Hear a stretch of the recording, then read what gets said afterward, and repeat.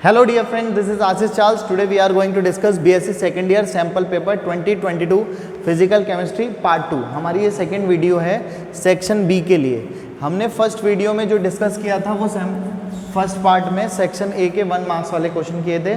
आज हम 3 मार्क्स के क्वेश्चन करने जा रहे हैं। तो हम क्वेश्चन नंबर 12 हो गए थे, क्वेश्चन नंबर 13 से हम सेकेंड पार्ट को स्टार्ट कर रहे हैं सेक्शन बी का। तो फर्स्ट क्वेश्चन डिस्कस कर लेते हैं। तो जो आपका पहला क्वेश्चन है वो है डिफाइन जूल थॉमसन इफेक्ट। क्या है? Define Joule Thomson effect. तो जूल थॉमसन इफेक्ट क्या होता है उसे समझने की कोशिश करते हैं, आओ सीखें।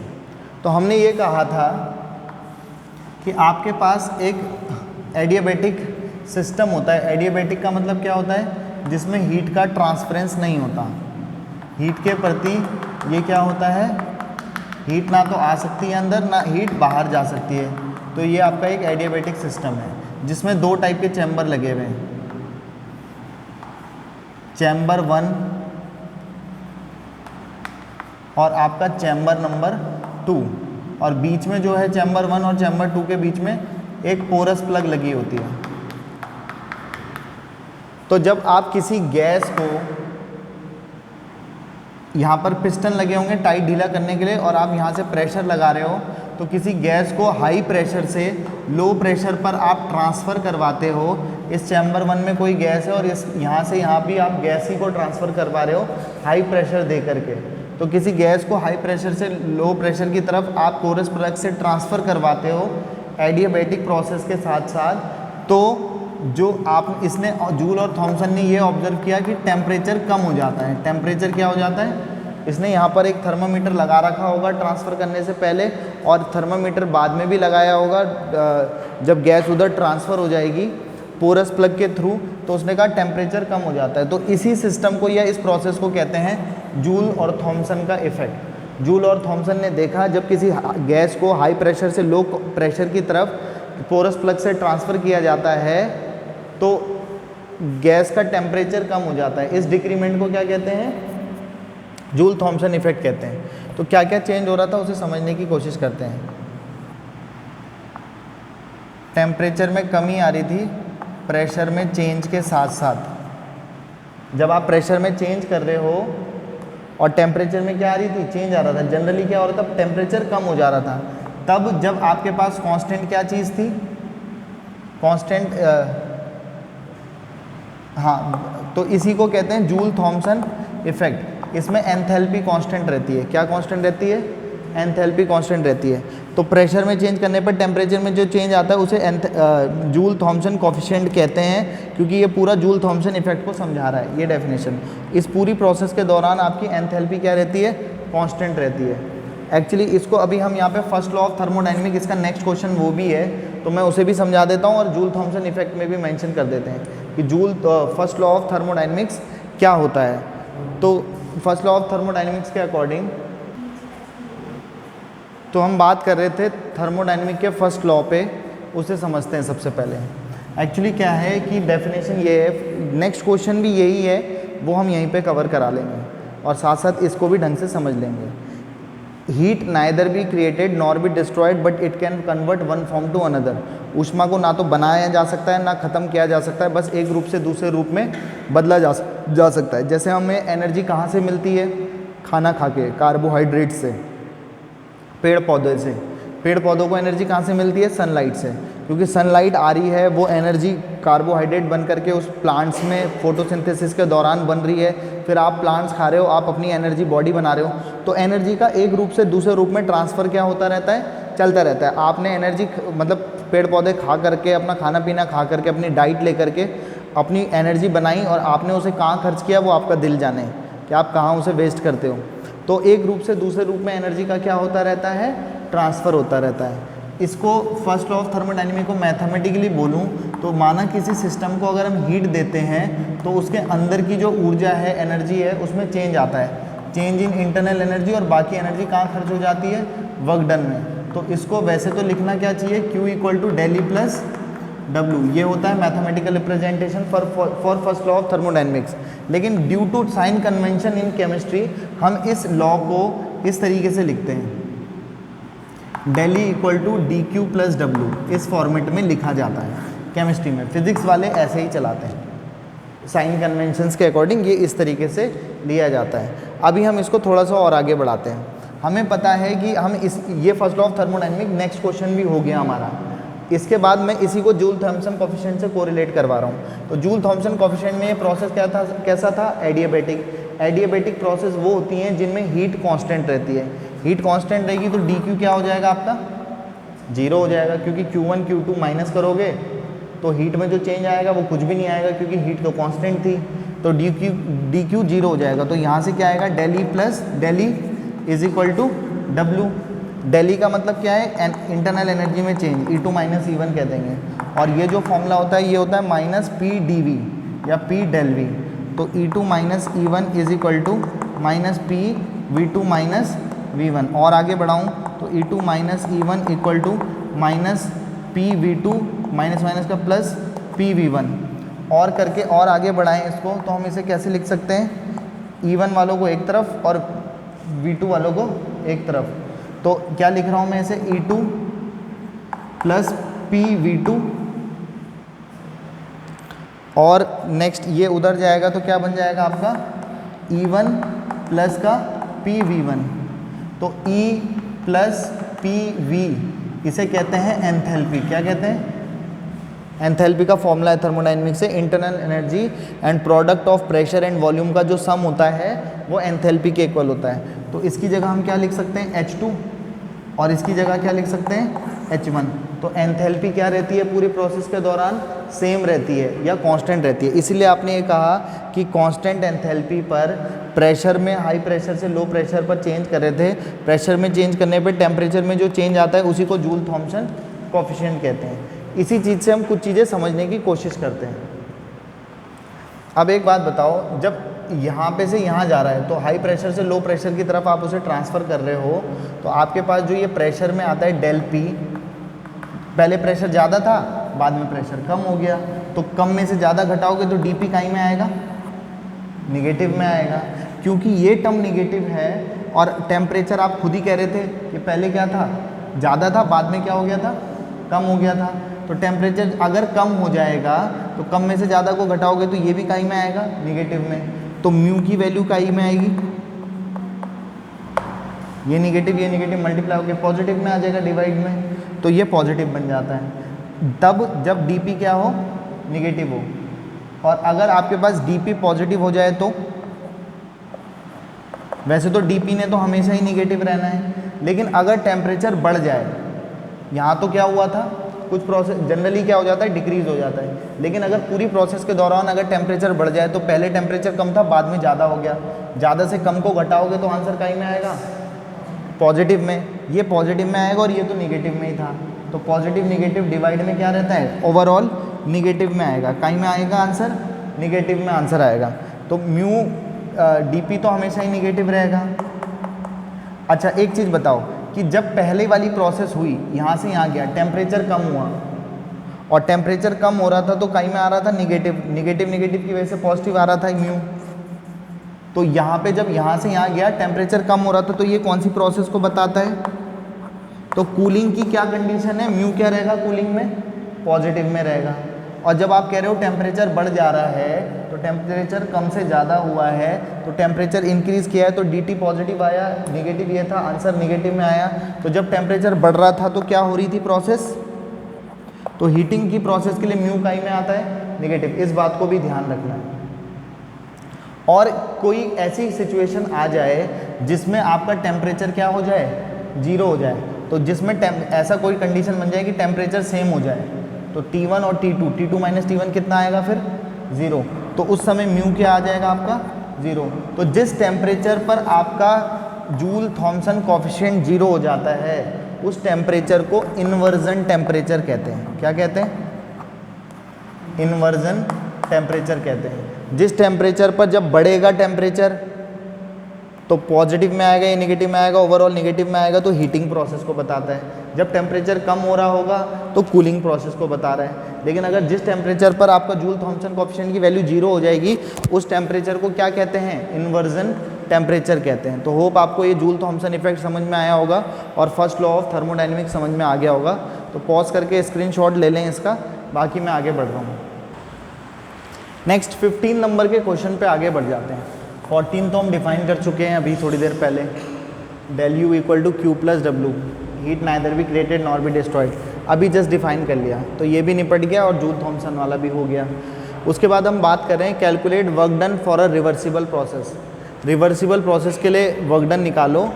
2 मोल्स है आइडियल गैस के, जिसे एक्सपेंड करना है 1 लीटर से 10 लीटर।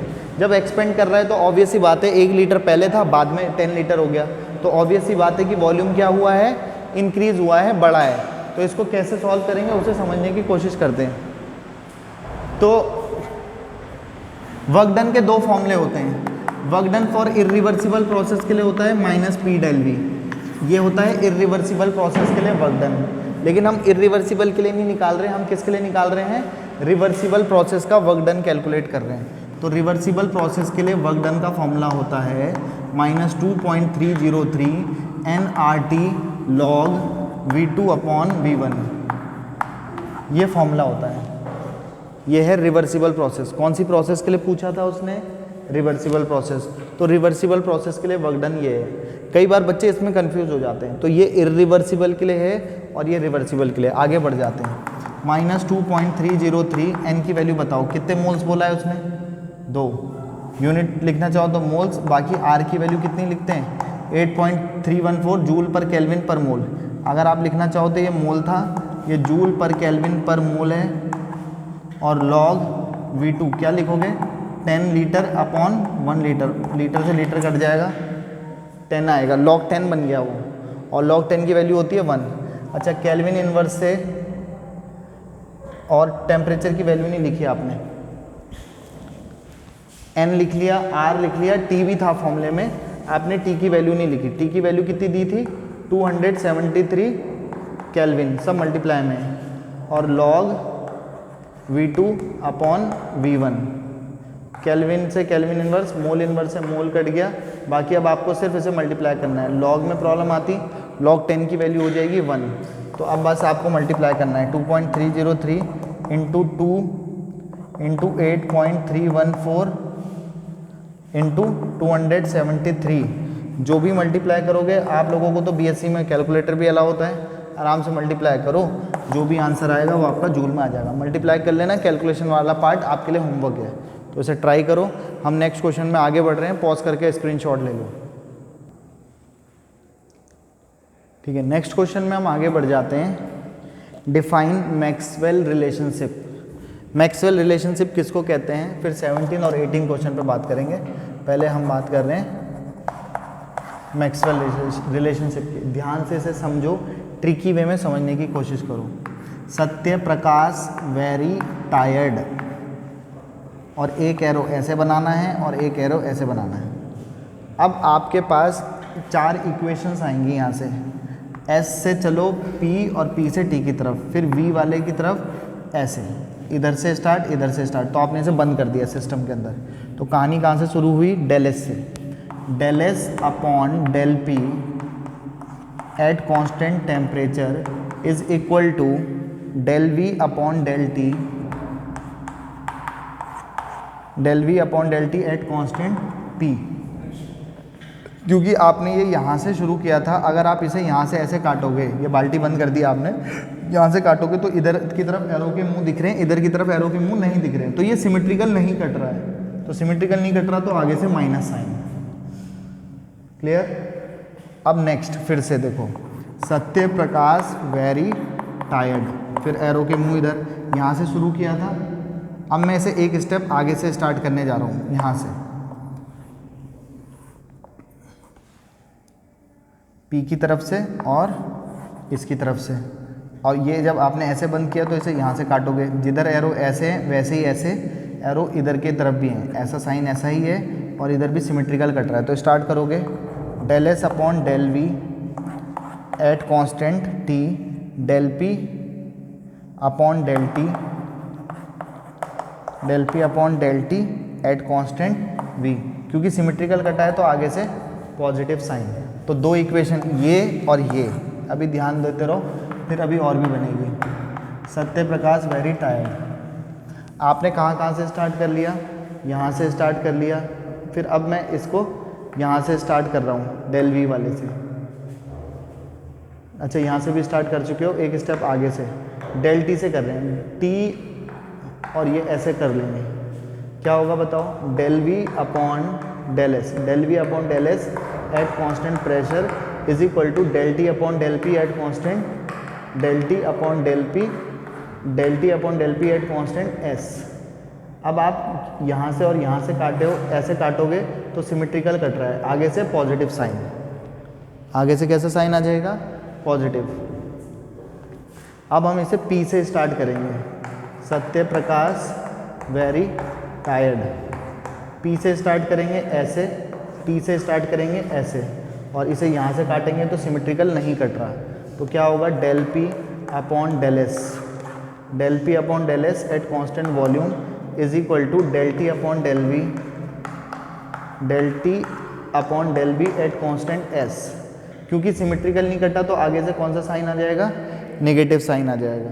तो ये जो चार इक्वेशन आपके सामने आई है 1, 2, 3 एंड 4, दीज चार equation called Maxwell relationship. Actually ये दी क्यों जाती है, क्योंकि किसी भी इक्वेशन में एंट्रोपी को कैलकुलेट करना टफ पड़ता है, तो हम एंट्रोपी वाले टर्म्स को दूसरे टर्म में कन्वर्ट करने के लिए आती है।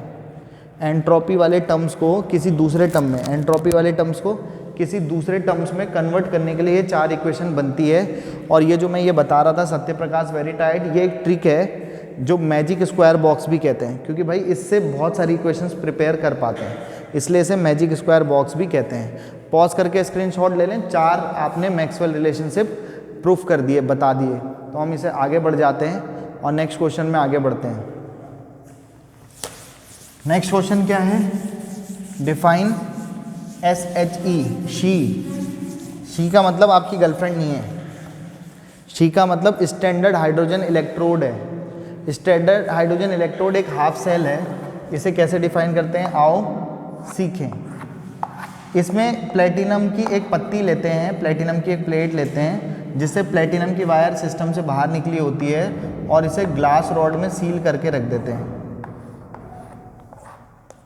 और ये छोटे छोटे से होल्स हैं, और इसे ऐसे सॉल्यूशन में डिप करते हैं जो HCl का सॉल्यूशन हो, और इसमें क्या डालते हैं, हम हाइड्रोजन गैस इंसर्ट करवाते हैं, और इसको HCl वाले टाइप्स ऐसे सॉल्यूशन में जो H+ आयन देते हैं उस सॉल्यूशन में इसे बंद करके रख देते हैं, डुबा के रख देते हैं। तो ये है आपका। तो एक्चुअली क्या होता है कि हाफ सेल किसे कहते हैं, जब मेटल की रॉड को उसके सॉल्ट सॉल्यूशन में डुबो देते हैं तो एक हाफ सेल बनता है। तो हाइड्रोजन कोई मेटल तो है नहीं जो उसकी रॉड बना देंगे, इसलिए प्लेटिनम यूज़ किए जाते हैं। दूसरा क्वेश्चन पूछता है प्लेटिनम की पत्ती क्यों लेते हैं, क्योंकि जब आप गैस लेते हो तो गैस की रिएक्शन हवाओं में नहीं होती, उसको एक मीडियम की ज़रूरत पड़ती है ताकि वो उस पर एडजॉर्ब होकर के कुछ रिएक्शन कर सके, इसलिए प्लेटिनम फॉइल ली जाती है। और प्लेटिनम की वायर सिस्टम से बंद करके ये कर देते हैं। The whole system is known as SHE, ये एक हाफ सेल है। तो हमने पढ़ाया था आपको हाफ सेल रिप्रेजेंटेशन, तो आज हम कौन सा रिप्रेजेंटेशन बताएंगे, SHE रिप्रेजेंटेशन।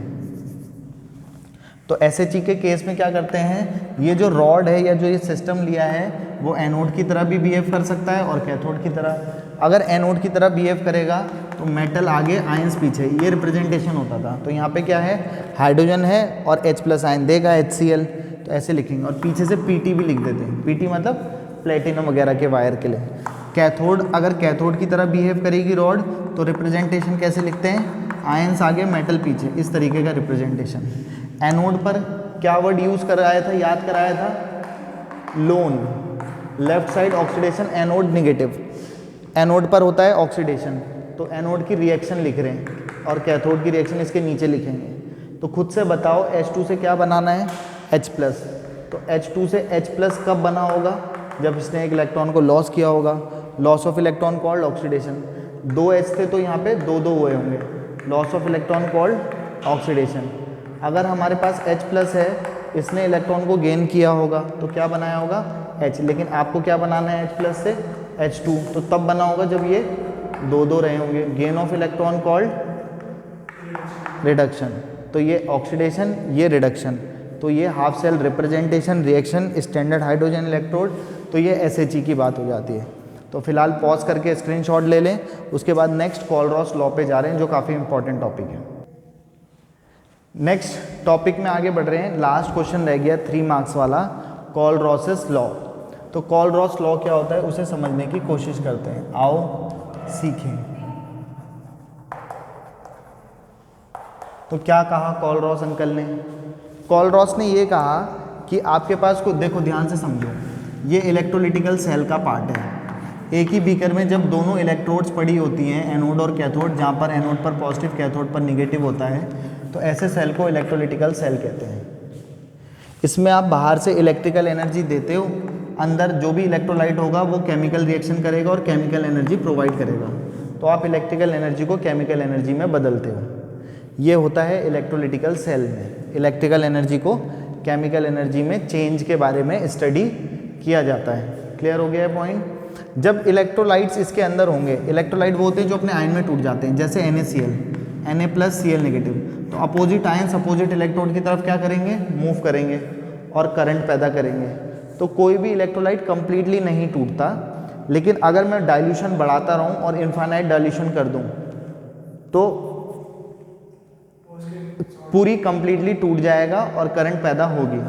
तो जनरली कोई इलेक्ट्रोलाइट को देखो मैं ऐसे दिखाता हूँ, AX/BY, किसी भी इलेक्ट्रोलाइट को जनरली तोड़ने का तरीका ये है, X capital A Y positive charge plus Y capital B X negative charge. किसी भी इलेक्ट्रोलाइट को आयंस में ऐसे तोड़ सकते हैं, जैसे फॉर एग्जांपल NaCl KCl कुछ भी ले सकते हो आप।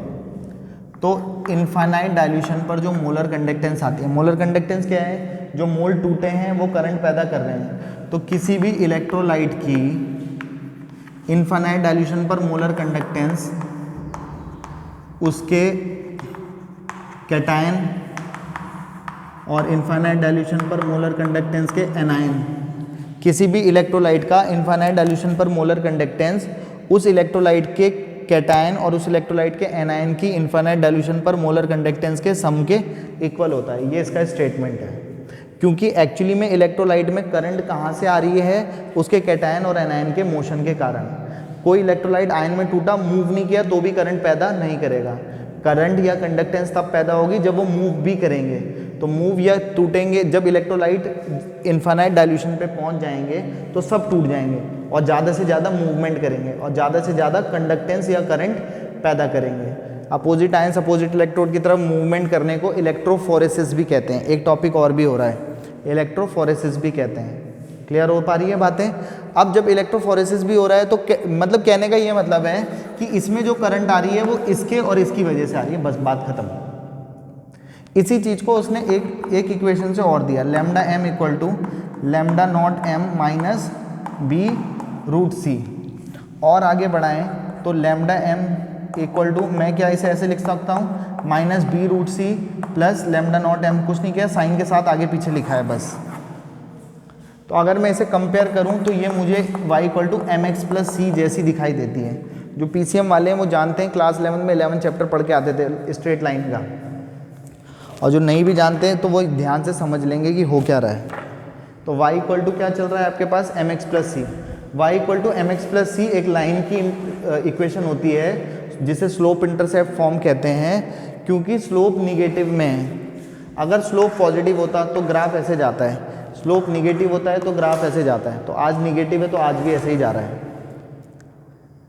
कंपेयर करोगे तो y एक्सिस के अलोंग क्या चल रहा है, मोलर कंडक्टेंस, ये बताता है कितनी करंट ज़्यादा बह रही है या कम। x एक्सिस के अलोंग क्या चल रहा है, √c कंसंट्रेशन या डाइल्यूशन। जैसे जैसे कंसंट्रेशन बढ़ रही है, जितना गाढ़ा सॉल्यूशन होगा आयन टूट ही नहीं पाएंगे, मूव ही नहीं कर पाएंगे, करंट पैदा ही नहीं कर पाएंगे। तो जितना ज़्यादा कंसंट्रेशन है करंट उतनी कम होती चली जा रही है। लेकिन अगर आप इधर की तरफ बढ़ो तो कंसंट्रेशन क्या हो रही है, कम, और डाइल्यूशन बढ़ रही है। जैसे जैसे डाइल्यूशन बढ़ रहा है वैसे वैसे कंडक्टेंस क्या होने में लगी है, बढ़ने में लगी है। y इक्वल टू mx+c का ग्राफ ऐसे आता है जहाँ पे y ये है, x ये है, c क्या होता है, y एक्सिस पर काटा गया इंटरसेप्ट, जहाँ पे कट करता है उसको c कहते हैं। कंपेयर करें तो वो c क्या चल रहा है, λ0m। तो इसका मतलब ये पॉइंट जो है वो λ0m कहलाता है। इनफाइनाइट डाइल्यूशन पर मोलर कंडक्टेंस कहलाता है। और अगर मैं इसके स्लोप की बात करूं तो वो कितना चल रहा है, -b। m की जगह क्या चल रहा है, -b। तो ये पूरे ग्राफ से हमें समझ में आया। अभी देखो ये कंसंट्रेशन है, माना मैंने इसमें NaCl मिलाया, तो मैंने इसमें मिलाया 1 ग्राम, 2 ग्राम, 3 ग्राम, 4, 5, 6, 7, 8, 9, 10 ग्राम मिलाने में लगाऊं तो कंडक्टेंस क्या हो रही है, कम हो रही है। लेकिन अगर मैं कंसंट्रेशन को कम कर रहा हूँ 10 ग्राम, 9 ग्राम, 8, 7, 6, 5, 4, 3, 2, 1, 0, तो कंडक्टेंस बढ़ रही है। जिस समय कंसंट्रेशन ऑलमोस्ट 0 है तो उस समय कंडक्टेंस कितनी है, बहुत ज़्यादा है। कंसंट्रेशन 0 का क्या मतलब है कि आपने NaCl मिलाया ही नहीं है। जब आपने मिलाया ही नहीं है तो कौन टूटा है, कोई टूटेगा ही नहीं। टूटा ही नहीं है आयनों में तो मूव भी नहीं करेगा, करंट पैदा होने का कोई भी मतलब। तो एक्चुअली में आप कंसंट्रेशन को 0 तो नहीं कर सकते। तो 0 पर ही जो कंसंट्रेशन कंडक्टेंस आती है उसी को ये कहते हो। तो इतना समझ में आ रहा होगा, ये एक हाइपोथेटिकल पॉइंट है क्योंकि लैम्डा नॉट m पॉसिबल नहीं है। अच्छा, इस ग्राफ का कोई मतलब नहीं है क्योंकि -1 ग्राम, -2 ग्राम, -3 ग्राम NaCl का कोई मतलब, तो ग्राफ जो है वो यहीं तक है और ये एक हाइपोथेटिकल पॉइंट माना जाता है। इसको प्रेजेंट कैसे करते हैं, देखो क्या कह रहा है, लैम्डा m को ही लैम्डा नॉट m कहूँगा जब कंसंट्रेशन कितनी कर दूंगा, 0 कर दूंगा। लेकिन कंसंट्रेशन को आप कभी भी 0 नहीं लगा सकते। लिमिट वैल्यू का मतलब ही यही होता है कि C टेंड्स टू 0 है, इक्वल टू 0 नहीं है। टेंड्स मतलब 0 के आसपास आप लगा रहे हो, 0 आप कभी लगा भी नहीं सकते हो। तो ये आपका क्या कहलाता है, मोलर कंडक्टेंस को ही molar conductance at infinite dilution कहेंगे जब कंसंट्रेशन ऑलमोस्ट 0 या डाइल्यूशन इनफाइनाइट हो जाएगा।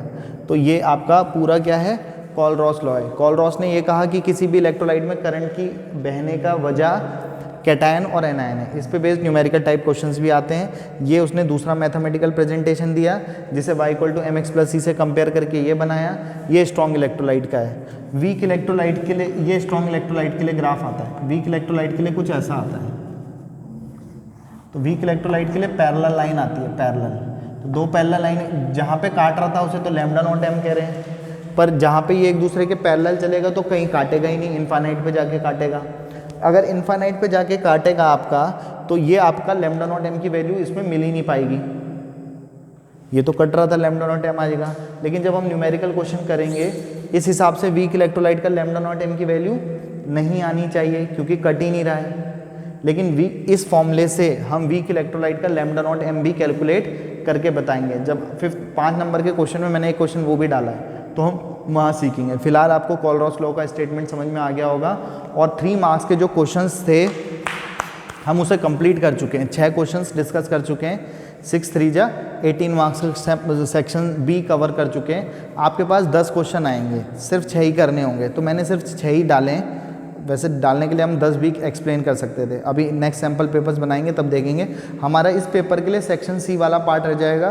तो बाकी फ़िलहाल तब तक के लिए जी लो अपनी ज़िंदगी। नेक्स्ट वीडियो में पिएंगे आप लोगों का खून। Have a good day, goodbye, good night, शुभ रात्रि। बाकी कोई डाउट होता है तो आप लोग पूछ सकते हैं, स्क्रीनशॉट ले लें।